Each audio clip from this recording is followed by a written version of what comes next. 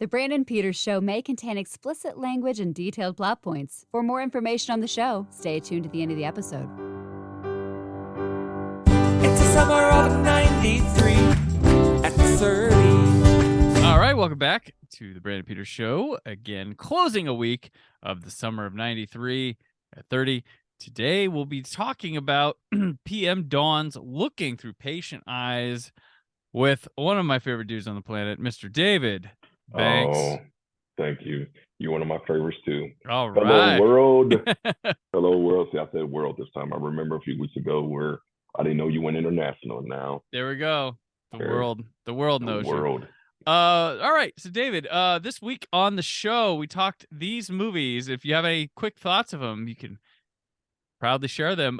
Guilty as Sin, Life with Mikey, The Music of Chance, and Nothing But a Man, which was a re-release in Chicago of a 1964 movie. Who was in, what was the first one you said? Guilty as Sin. Who was in that one? I believe that's a Don Johnson, Rebecca De Mornay movie. And I think it was Sidney Lumet directed it. Yeah, Sidney Lumet directed it. Larry Cohn wrote it. It's Don Johnson and Rebecca De Mornay, and John Johnson's this guy who is accused of killing his wife, and he goes to Rebecca De Mornay to be his defense attorney, and then he's like, and then she realizes like, oh shit, he did it, and he's like, yeah, but you still gotta defend me, and he like stalks her everywhere and shit. I think I remember that. It is corny. I think I remember that. That Gotcha. sounds so familiar. It's been a while, but I do think I've seen that. Gotcha. Music of But Chance. No, go ahead. No, I was gonna say, Music of Chance was a cool movie.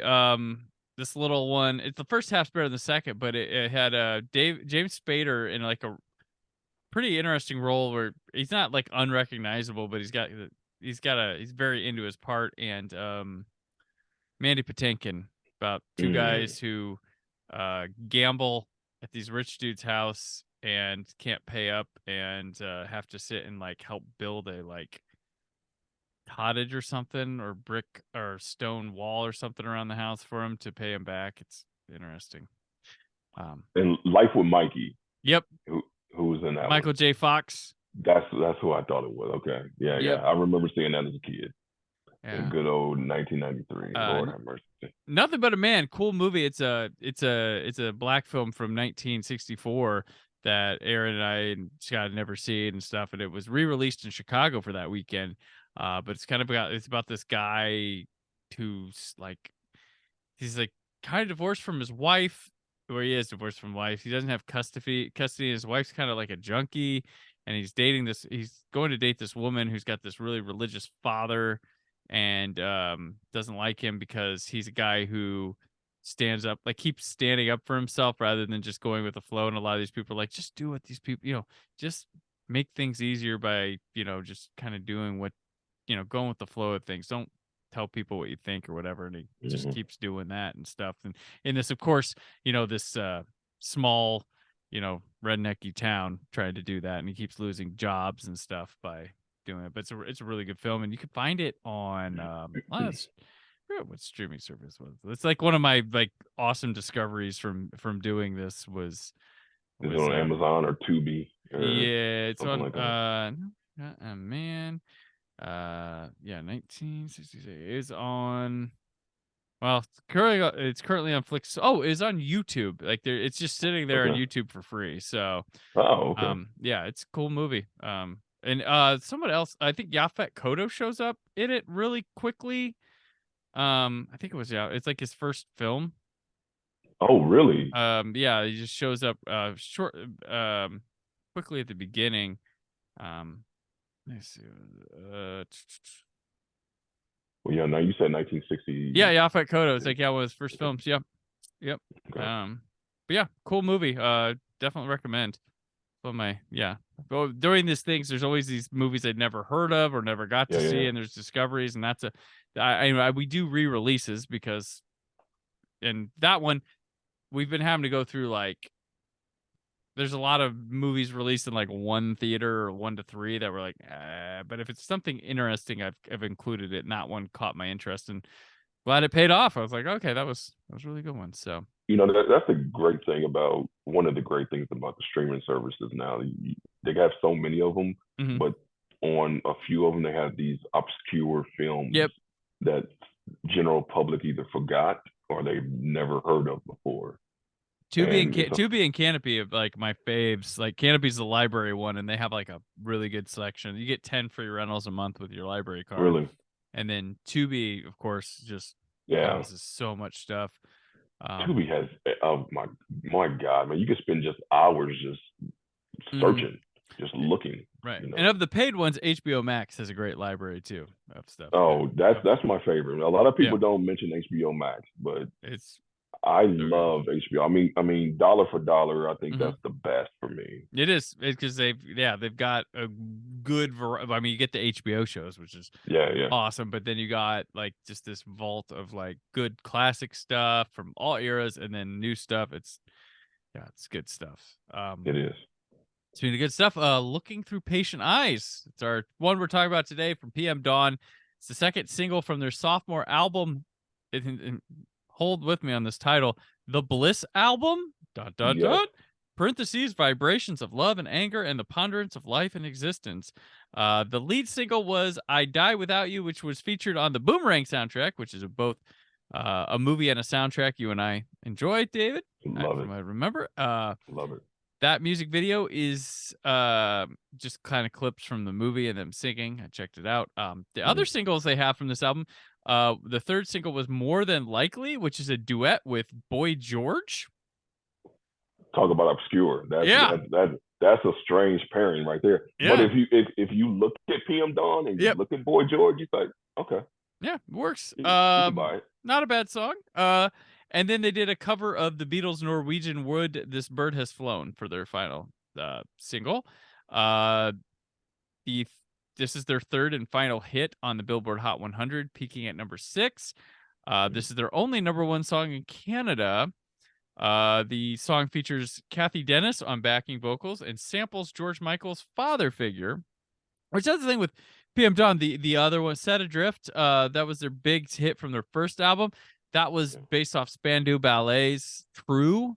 Everybody's heard that one, but like they're like sampling stuff like not like old, like they're sampling stuff that's still kind of public conscience. I mean, father figure, that wasn't. It's like it's late 80s, and this is not. This has got to be like 5-6 years, but I mean, like it's still probably playing on the radio. Yeah. So it's kind of recent. They were doing that. It kind of feels like I don't want to say cheap, but a way to have like a hook that people are already into, you know?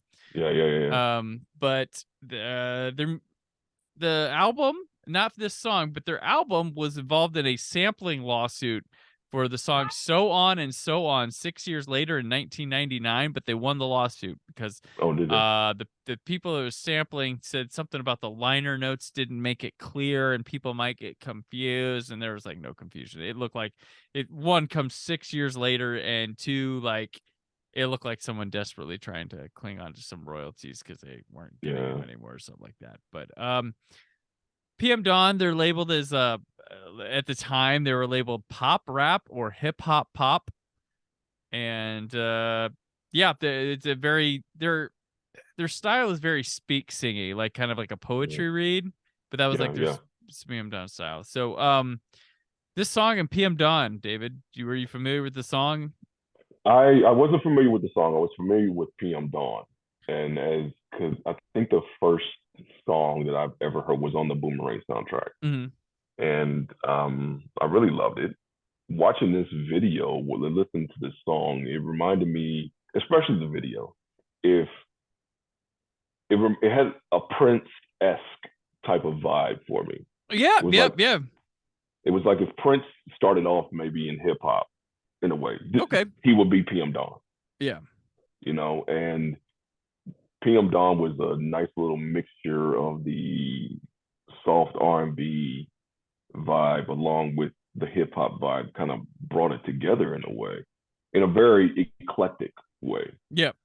And it was, I know a lot of women who loved PM PM Dawn. Oh, that's who they were singing to. They were like, oh yeah, and dudes who just like want to chill jam in the car, like yeah, they were, yeah. This was a woman's delight. You know, they would put on PM Dawn and just it. Now I guess you can compare it to, you know, if you just want to get a massage, or take a nice long bath or something with candles. Do you remember when they did around 99 when they were doing the 2000? They were doing all the Millennium like compilation albums, and then PM Dawn made Millennium hip hop hits. Now Set Adrift made hip hop hits, I'm pretty sure, but it had like Sir Mix-a-Lot on it, Round the Way Girl, stuff like that. But I remember PM Dawn made that. PM Dawn was like, there's like 18 songs, and PM Dawn was deemed like you were one of the worthy Millennium hip hop hits album. Yeah, if you look at the era of music in particular, during this time, it was two of R&B. I'm gonna say you had two different sides of the spectrum. On one side, in this era, you had your group, like the soft harmonizing quartets, like Boyz II Men. Yep. Shy. Shy. I forgot about and High Five, give or take. On the other side, you had the highly sexualized groups, Jodeci, Silk, per se. Right in the middle there, that kind of blended it was PM Dawn. Yeah. And that you had, PM Dawn had always something for the fellas, you always had something for the ladies. You know, it wasn't too overly sexualized, but it had that nice harmonizing vibe for it, you know, with a little hip hop flavor to it. Well, it's crazy to me, like, because when I first started, like, when I was writing out my scripts and stuff for episode 1 of this series, and I was looking at the top 10, Freak Me by Silk is number 1 to start this off.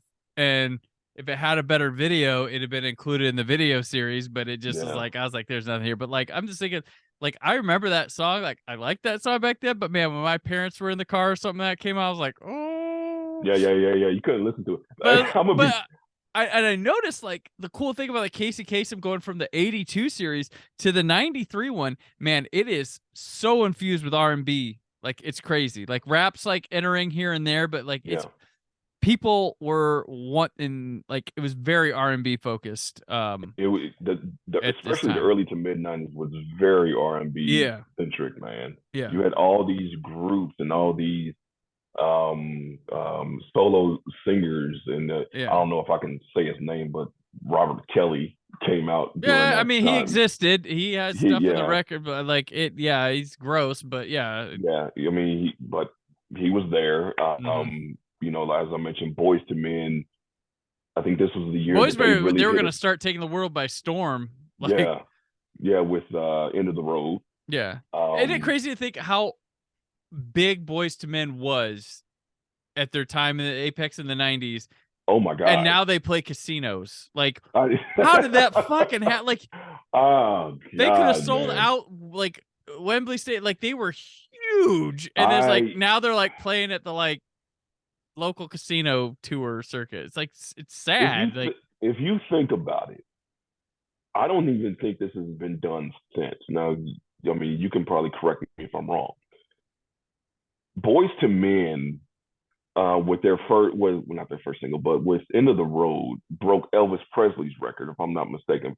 There's a Beatles and Elvis Presley records being broken during like this summer. So like Janet, almost hits a Beatles record, and one record, and then she breaks another. But yeah, there's Elvis and Beatles records starting to get touched. But I want to say it was an Elvis song that stayed number 1 on the charts for like 13, 14 some odd weeks. Yeah. Actually, now I think about it, it's probably Whitney Houston's "I Will Always Love You" that broke that. But I think Boyz II Men End of the Road broke that. And then I want to say that they came back the following album, with, which just blew everybody away too, with "I'll Make Love to You." Yep. And that topped that record. And then they went ahead and did a duet, or I don't want to say a duet, but a compilation with Mariah Carey, which broke that One record. Fine Day. Yeah. I mean, they were hot. They were hot. Mariah Carey big too. Yeah, Mariah Carey big. Huge. Yeah, like, no, it's insane. This time PM Dawn, they were huge during this time for a little moment. It's like they're kind of like a little moment, but I think they had a nice little. Because they're on the decline, right? Yeah. 5-year run. I think they Yeah. came out in '88. I want to say. Yeah. I think it was '88, somewhere around there. I'd say that, yeah. And but I always looked at PM Dawn as like the black hippies. Like they were so different. The look, the presentation was so different from what was out there, but you couldn't deny the music. No, and you know what? I'm watching this video, and then listening to music. I'm like, I can't help but think The Weeknd was a huge PM Dawn fan.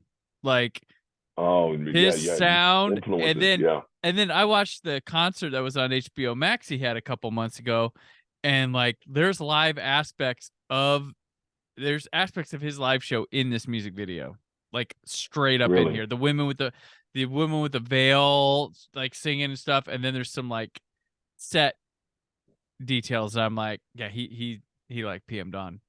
PM Dawn's so far gone, his audience has no idea PM Dawn existed. But like, I feel like that's a strong influence on him. He's got a lot of others. Like, you can't just say he just knocked off PM Dawn, but I'm like, he definitely has to be a PM Dawn fan. Like, yeah. Now, were you listening to PM Dawn at this? I wasn't like lit. No, I liked Set Adrift on the radio. That was about it. This one, I remembered, like, when I saw the title and I was doing, I'm like, the hell song was that? And then I heard, I'm like, okay, I remember this one. This one. Yep. I didn't put the father figure connection together till now, but like, I was like, okay, I did remember this song. I don't remember the video, but to me, PM Dawn is just right to Set Adrift. And then then the one from the Boomerang soundtrack, of course. Yeah. But this one was like, okay, it took me, like, I didn't know it right away, but once I heard this, I was like, all right, I do it. But other songs kind of have this like homogenous nature to them too. Like, it's like, you know what they do. So yeah. I remember, like I said before, I remember PM Dawn. It was just never on my cassette tape. Yeah. And I was the one in I don't know if you did this, but I remember I was the one that recorded songs from the radio. Yep. On a cassette tape. And you get mad when the DJ came in too early. Yes! Or he talked until the singing started. Like, dude, like, dude. And then you have to press stop, and then you have to rewind, and then wait for the song to come back on. It's like, Jesus Christ. We had to work for our music. Okay, we just didn't have to press a button on a phone, right, to get it. No, we had to seriously work for our shit. Okay. Yep. If we couldn't buy cassette tapes, or I think that's when CDs first came out or whatever. Yeah, this was around the time where CDs were getting popular. Like when it wasn't just like a rich person's like device in the home, it was starting to become more common. Yeah. And the CDs was coming in like in the long sleeves. Basically. Yeah, oh yeah, they do, because it would, because that's what they put cassettes in that shit too. Yeah. Back in the day, it was like real tall. Yeah. And like it was mostly empty box. Like there was nothing. Yeah. Yeah, they came in those, and cassettes would come in them too. Cassettes had their own like long. Like, why are we doing this? Why are we doing this? I remember going in the Target and just seeing like the long sleeves, and all it did just had like this little disc at the bottom, and everything. Yeah. Although I could never afford a CD, so that's why I was like trying to record stuff off the radio. Yeah. No, I would. And yeah, I still have my mixtape off the radio that I would listen to. Yeah, well, that's I awesome. don't still have. No, I mean, even though I had a CD player, I had a CD player at the time, but I would, and then I like friends I would borrow. You'd borrow their CD and record it, because I had like a boombox that had the CD player, and then you could record the cassette after. But like, I still record off the radio, and those DJs, they piss me off. Like, damn it. But I would say with PM Dawn, with Set Adrift, like it's a weird situation where I like that song, but like it just made me want to listen to like True by Spandau Ballet. I'm like, which I think's a better song, but like I was like, I just kind of want to listen to the OG song of it, not. Dude, I honestly believe, listening to PM Dawn recently, they were way ahead of their time. Oh yeah, way ahead of their time. Yep. And I believe they can fit now. If PM Dawn came out now, they would probably sell millions. Yeah. Millions of records. I mean, mixing it with the hip hop and R&B. I mean, look what Drake is doing now. Right. I mean, he does the same thing. Bruno Mars, he does the same thing. Yeah. They would sell millions right now. They had a thing, and I think at the time, like, their thing just couldn't I think a lot of their choices were probably hearing the handful, because I went on a little PM Dawn rabbit hole today prepping for this, just to listen to a bunch of other things. Because you can't really do much with Paperboy, which is another one we recorded in this session. But I was listening and I was like, they kind of played it safe every time they went out for an album. So it was like, it sounds like the previous album, but like kind of different. So they were they were just kind of seemed kind of safe, and they didn't seem like, or they didn't know where to go with their music that wasn't gonna alienate their audience they had, which they were making big hits. But this was apparently the decline was after this. So PM Dawn was tailor made for like the radio show The Quiet Storm. Right. The show that would come on, just play smooth at night, just play smooth R&B music throughout the night. There you go. Yeah. We're listening to the quiet radio tonight. Got another one from PM Dawn coming up here. This is The Quiet Storm. Yeah, the storm. Ladies, this is for you. Yeah. So like this video, they're like in like a church thing. They're on the beach, and there's a woman really in a veil. It's just you can't that really looks cool. You're gonna stand in this place. I did notice, like, there's a lot of close-ups of everyone who's singing in this, and everyone's eyes have some sort of like one guy, the main guy, he's got his like his braids or whatever, his bangs are over his eyes. The woman's got the veil over her face, and the other guy's got the shades, and then another guy's got a hood. So there's always something about someone's got some thematic device making this video about eyes. The guy who directed it, his name's Albert Watson, and he did videos for Sade. He did 3 of them. He did Feel No Pain, Kiss of Life, and Cherish the Day. He did one video for Sophie B. Hawkins for the song Right Beside You. The interesting fact about this guy, he did still photography for the movie Flashdance, and it was pictures that were displayed in the background of scenes in Flashdance. So if you saw like a still photography in the background of Flashdance, the guy who directed this PM Dawn video had taken the photo and put it in there. Yeah, guy in 1983. So this is like 10 years before this. He was having his still photography photos put in Adrian Lynn's Flashdance with Jennifer Beals. That makes me want to go back and try to watch that movie. I just watched Flashdance 2 weeks ago, because I had to review the 4K, which I argue Flashdance is much better than anybody gives it credit, because it is the 80s answer to Saturday Night Fever in its own way. And I think it's great. Like, I genuinely enjoy Flashdance. I'm with you, brother. I love Flashdance. It's an inspiring movie. There's tough choices to be made in it. Personal choice. Like, I think everybody's just like, maniac, and what a feeling. And the water comes down, and it's just her working really hard. I'm like, no, there's some good fucking, and there's some really good character stuff that is surprising that you don't feel like you would see in an 80s movie. Like, there's a scene where she's out with the boss that she's dating from work, and some girl he used to see or something comes over and tries to pull this whole like, oh, look at me bullshit, and she's like, what do you think, little girl, whatever. She's like, and she said something about like, she tells her, like, oh, I fucked his brains out. I was like, oh, it's like, oh shit, you wouldn't expect to see, you'd think she'd try and be a nice girl, but no, tells this girl straight to her face, oh, I fucked his brains out, what are you gonna do about it? Like, I was like, I respect the fact that you're breaking it down like that. So, but me, I fell in love with Jessica Biel. Oh, why not? And my 80s gal Cynthia Rhodes is in there. She's only in a few movies. She went and married Richard Marx and then like stopped acting, but she was in Staying Alive, Flashdance, Dirty Dancing. There's one other movie she was in, but she's Jessica Biel was the end all be all for a minute there for me. Yep. Like, and she's quite good in the movie. Like, it's a movie. It's one of those movies that people think they've seen because of the pop culture imprint it has. and it's so much better. Like, like people are like, oh yeah, I know Jaws. Oh, you don't know. You didn't see it. I know Rocky. Like, no, watch the fucking movie. You know the Yeah. moments that you've seen, but you think you've seen it, but you have not seen the movie is so much better than that. But yeah, so but PM Dawn, you get what you pay for here. Now, So did one of them die, or did I uh get that, I don't or pass away? I don't want uh to say die. Excuse me, America. so yeah. Looks like, let's see.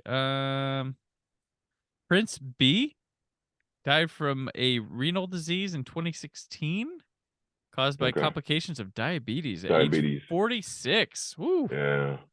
Yeah. Sad. I thought I heard that somewhere. Yeah. Oh man. Yeah, they made 5 albums. Mhm.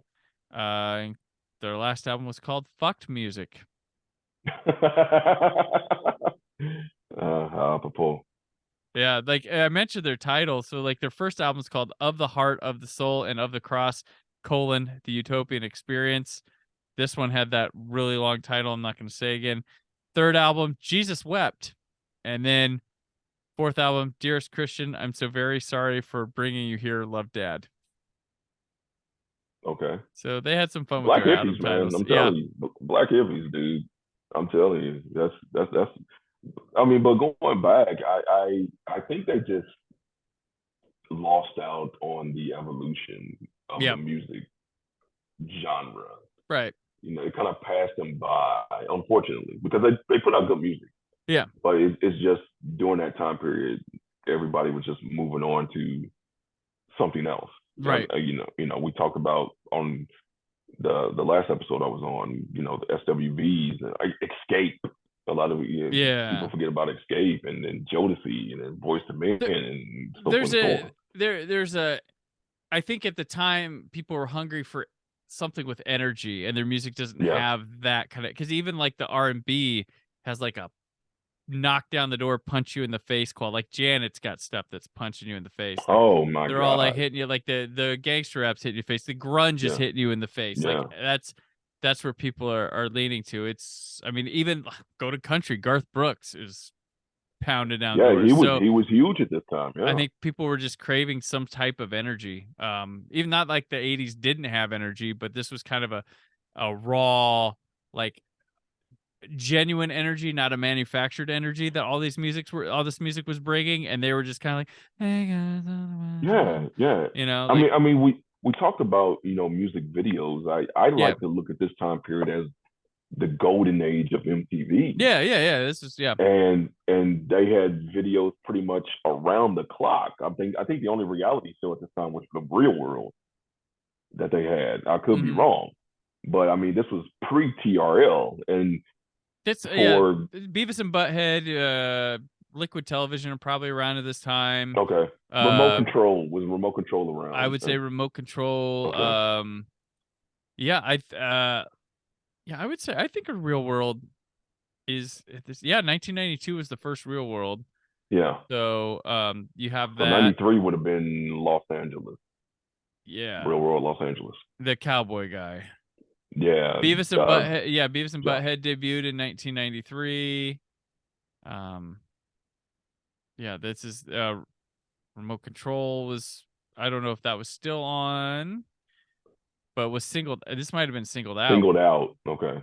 Singled out. Okay. Oh, that comes out 2 years later. So okay. But we're in that period where MTV is going to start cranking out shows. I mean, I think I'm pretty sure during this time period. Dead at 21 is the next year when they tried to make that sci-fi teen drama. Dead at 21. Oh, yeah, I remember that. So yeah. that's the next year. So they're starting to like invest in programming that isn't music videos. But I remember this time period, and for MTV in particular, because they had Yo MTV Rap. They had like Headbangers Ball, Yo MTV Raps with Fat Five Freddy, and then Dr. Ben Dre. Stiller show. Ben Stiller show's going on. Ben at this Stiller time. show. Yep. Yeah, and a new show had premiered. I want to say it was this year. It could have been the following year. MTV Jams with Bill Bellamy, which was hot. That show was hot when it was on fire, and that was pretty much like the precursor to TRL, if you will. Yeah. Total Reckless Live. For all the kids who are listening, it was like, what is TRL? You know. And they had also they had Alternative Nation, Headbangers Ball, Yo MTV Raps. Ricky Ratman, I'd never forget that guy. Yeah. I think Singled Out might have been on this time, but the lip sync show might have been going on that they had. What was that called? Lip sync show. They had a lip sync show with before Singled Out came out, Chris Hardwick hosted like a lip sync show of a game. God damn, Chris Hardwick's been around for a long time. Jesus Christ. Yeah. Oh gosh, yeah. I can't remember what that was, but it was like it was a lip sync show, and I can't remember. It's funny because me and a buddy of mine, we always talk about this.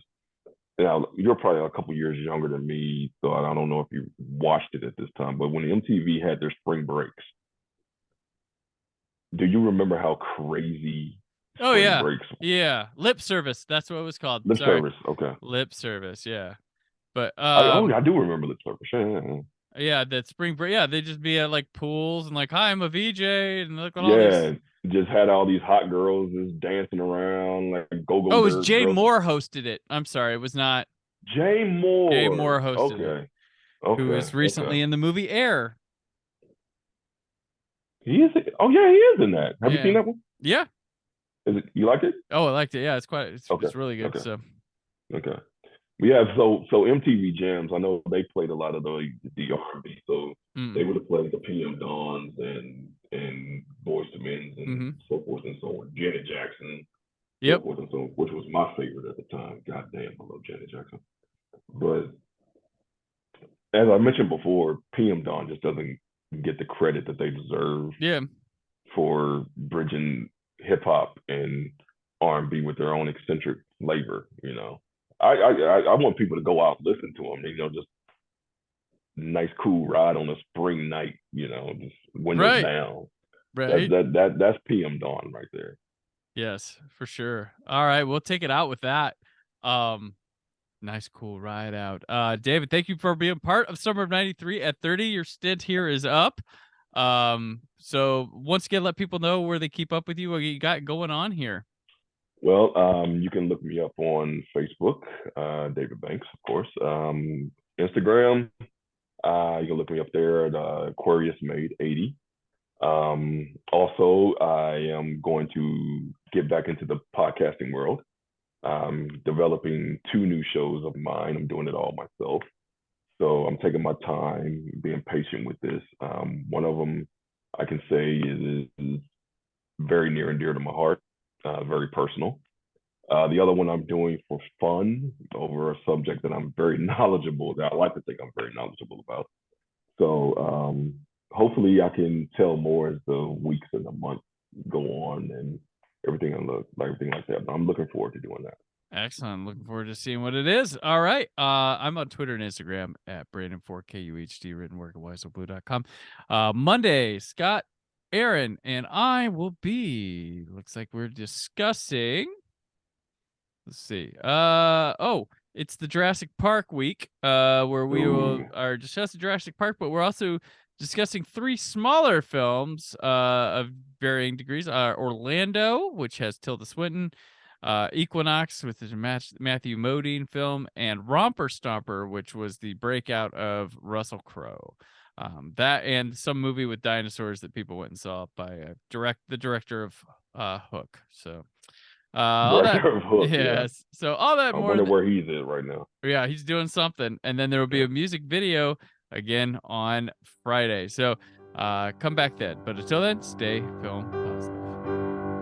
It's the summer of 93 at 30.